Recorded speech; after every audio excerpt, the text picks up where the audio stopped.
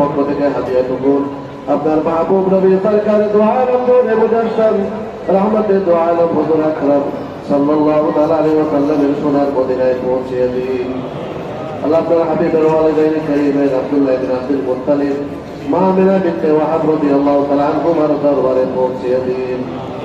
রব্বুল কারীম সকল তাবে کرام তাবেঈন তাবেঈন খুলাফায়ে রাশিদিন আশরায়ে মুবাশশারা পাক পর্যন্ত রব্বুল কারীম পৃথিবীর শ্রেষ্ঠতম কবরস্থান জান্নাতুল বাকি শরীফ যে কবরস্থানে আল্লাহ সাধারণ সাহাবায়ে کرام আছেন, যে কবরস্থানে কিয়ামতের দিবসে ৭০,০০০ মানুষ বেলায় তার জান্নাতে যাবেন।